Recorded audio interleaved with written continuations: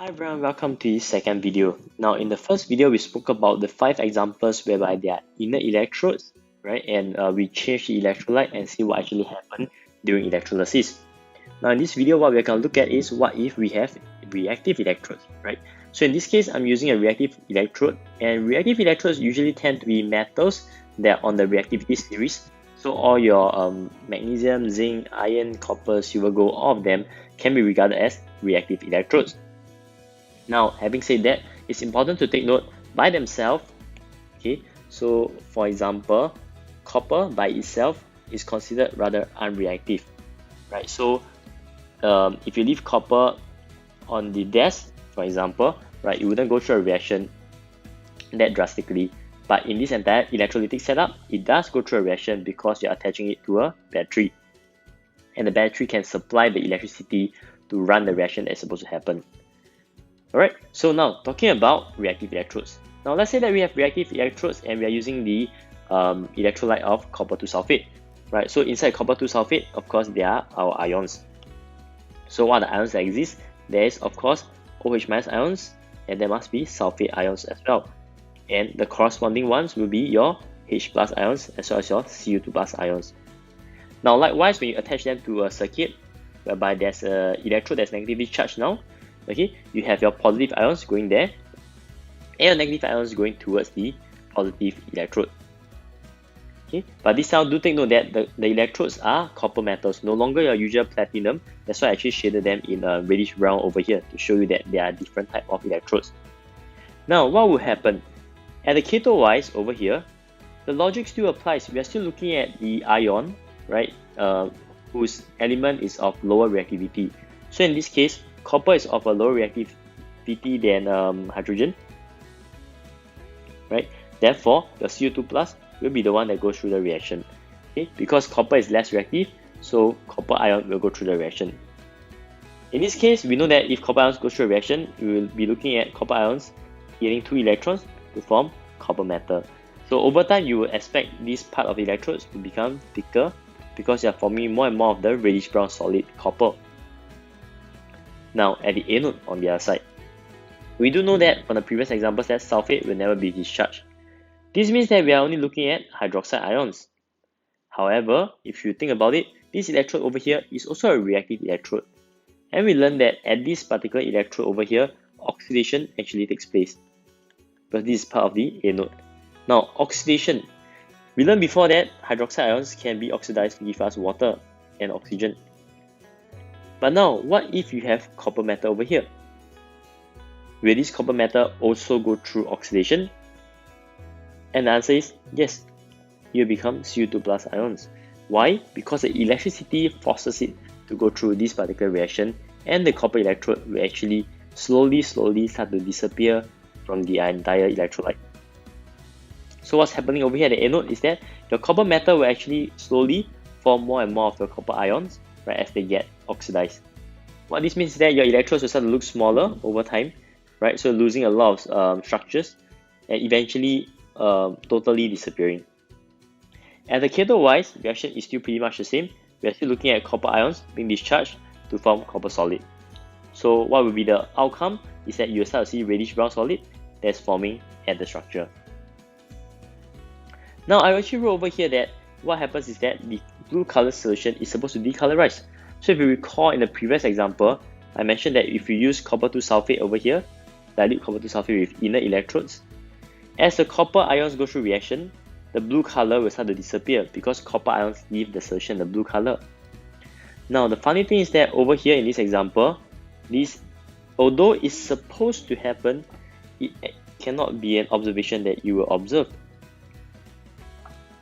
And the question now is why?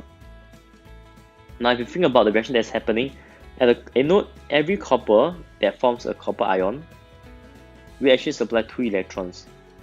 These 2 electrons can then be used up by the copper ions to form a copper solid. So what you see over here is that overall, for every one copper ion that's being formed, we should give it a more blue color.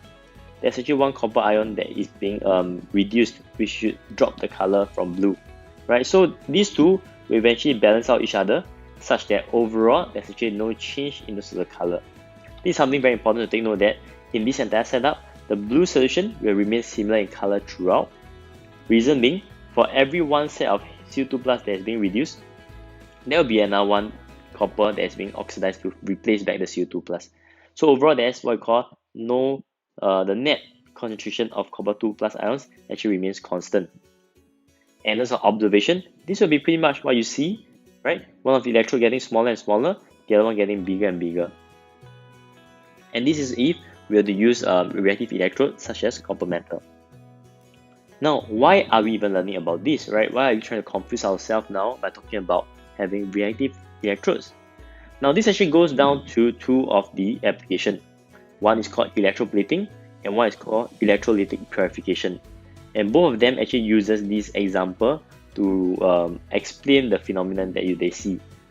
So what exactly are these two processes? Let's take a look.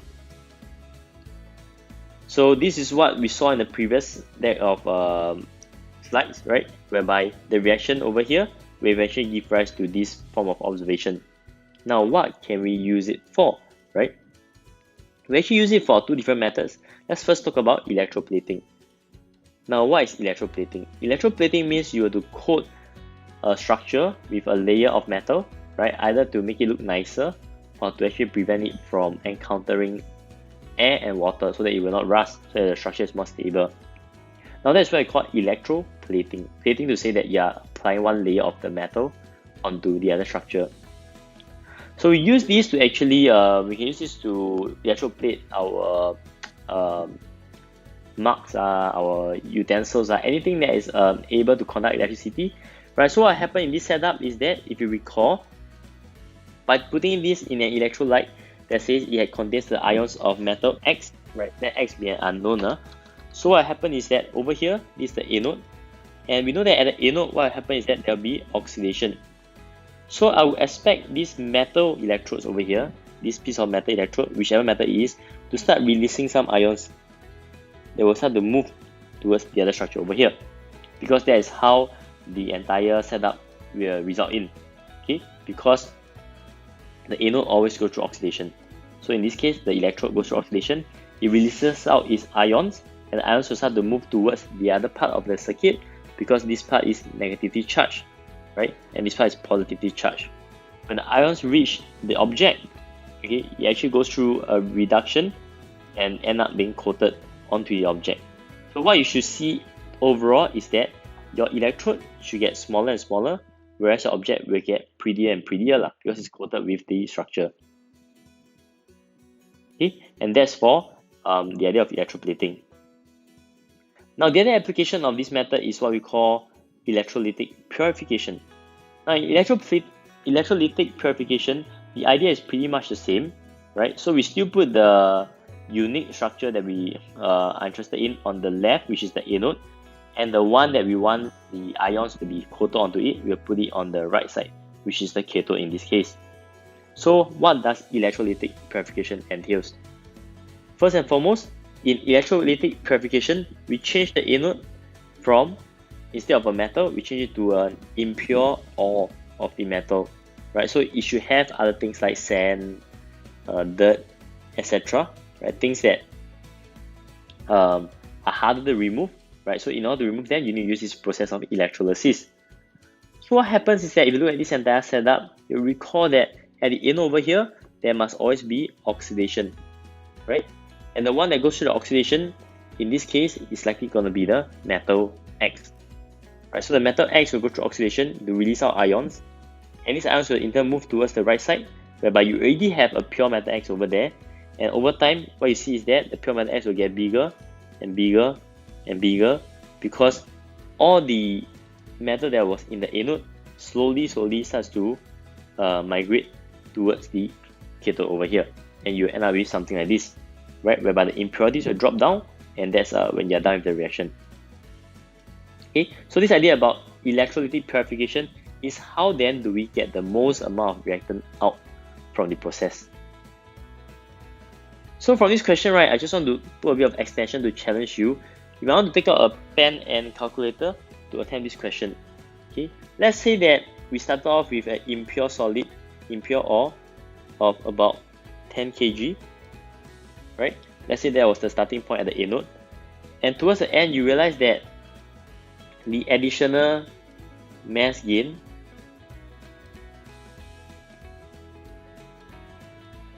is actually 4 kg at the cathode. That means the amount of copper that's being formed over there is actually 4 kg.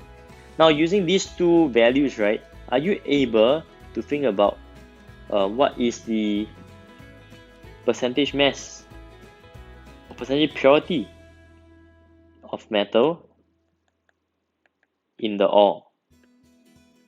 Right, so how pure is the original ore exactly? Right, so what is the percentage purity of metal that's inside the ore? Let's assume that the metal is actually copper.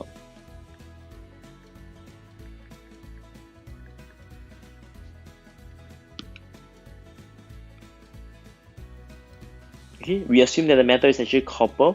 So using this guy, right, you should be able to tell that the original mass of the structure is 10 kg and the new mass is gained is 4 kg, which shows you that actually all along the amount of copper that was present inside was actually just 4 kg out of the entire 10 kg of structure. And that gives you an idea of what is the percentage purity. Right? And with that, we have come to the end of this video. It's mainly to help you to understand when to use reactive electrodes and what is application in electroplating and in electrolytic purification. But if I can, I just want to summarize this by highlighting that in this kind of setup, we are usually concerned about how the metal behaves when it is at the anode. The idea is to know that if at the anode over here, the one with the oxidation, the metal actually is present, it will be the one going through the oxidation instead of the ions. Alright, and with that, we have come to the end of this second video. Thank you.